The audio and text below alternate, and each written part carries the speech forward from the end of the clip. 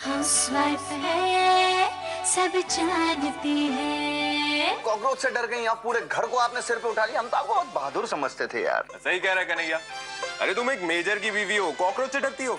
अरे तुमने सरहद पर दुश्मन को देख लिया तो क्या हाल होगा तुम्हारा? देश के दुश्मन और कॉकरोच में तो जमीन आसमान का फर्क होता है ना। हाँ, वो लोग वहाँ नहीं पहुँच सकते जहाँ एक छोटा सा कॉकरोच पहुँच जाता है ना दीदी?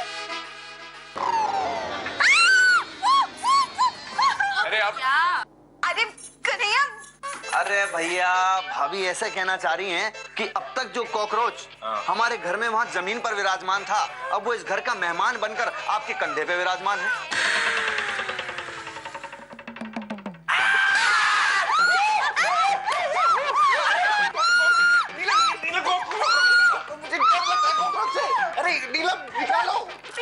परफेक्ट। क्या बात है। हा। हम क्या कहते हैं सोना जी, अगर कॉकरोच आने से अगर कुछ अच्छा होता है तो कॉकरोच अच्छा है। बकवास बंद कर अपनी। मम्मी जी, ये देखिए, हमने किचन का सामान खरीदने में अच्छे खासे पैसे बचा लिए। अरे वाह, तुमने बहुत बढ़िया काम किया है नीलम बहू।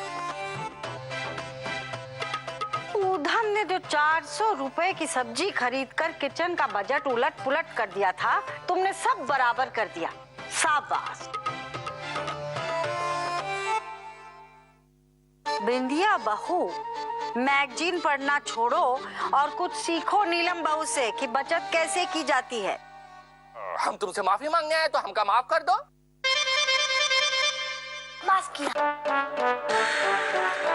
अबे चीकू, माफ करने का ये कौन सा तरीका है बे? मतलब बात की गहराई को जाने बगैर ही तुमने हमें माफ कर दिया। नहीं, ऐसी माफी हम तुमसे नहीं लेंगे। पर मैं तो दर्द होने की एक्टिंग कर रहा था, क्योंकि मुझे आपको डांट खिलवानी थी, क्योंकि आपने मेरे पैसे छीने थे। अच्छे, तूने तो हमसे सियान पत्ती करती बे। अब छोड़ो कल की बातें, कल की बात पुरानी। अब हम बताते सबको तुम्हारी एक कारस्थानी। अरे मैंने भी कच्ची गोलियां नहीं खेली है फूफा जी, कांच की खेली है, और कांच को कभी आंच नहीं लगती। और आपके बताने से पहले मैं सबको चीख कर बता दूंगा कि आप मेरा कार मरोड़ने आए हो।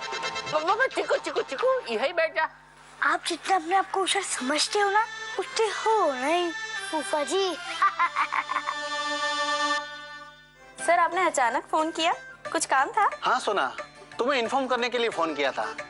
तुम्हें याद है तुमने एक आर्टिकल लिखा था बनारस आर्मी यूनिट के स्कैंडल पर? हाँ सर, याद है। क्यों? बस उसी आर्मी स्कैंडल पर हमें और जानकारी मिली है और उसका आर्टिकल आज के न्यूज़पेपर में आया है। अरे सर, ये तो बहुत अच्छी बात है, हम जरूर पढ़ेंगे। और बताओ, वापिस आने का क्या प्लान है? यहाँ तुम्हें सभी लोग बहुत याद करते हैं। अपने रिपोर्टर का करियर आगे नहीं बढ़ाना है क्या? सर, अभी तो जो हम काम कर रहे हैं वो हमें काफ़ी दिलचस्प और रोमांचक लग रहा है। हाउसवाइफ का काम करते हुए हमें बहुत अच्छा लग रहा है और हम बहुत खुश भी हैं। तो बहरहाल ज्वाइन करने का तो कोई इरादा नहीं है। जिसमें तुम्हारी खुशी। अरे तुम कब से चोरी चकारी करने लगी? अरे चुप रहिए, मुझे इन पैसों की जरूरत है, और वैसे भी मम्मी जी को कुछ याद नहीं रहने वाला है कि मुझे उन्हें कोई पैसे देने। ओफो, तो तुम्हारे मायके से कोई आएगा अगले महीने का खर्च देने मम्मी जी को?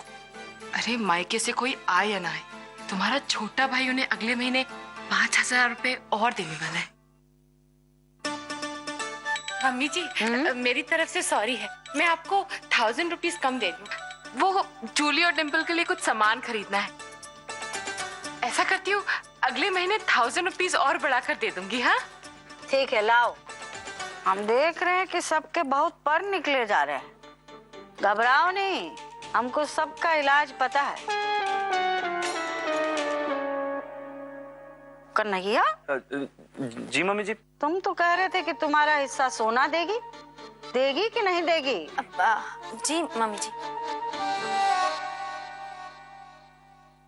ये तो ठीक है बहू, लेकिन कन्हैया के हिस्से के बजाय अगर तुम खुद अपनी कमाई का हिस्सा देती तो हमें बहुत खुशी होती।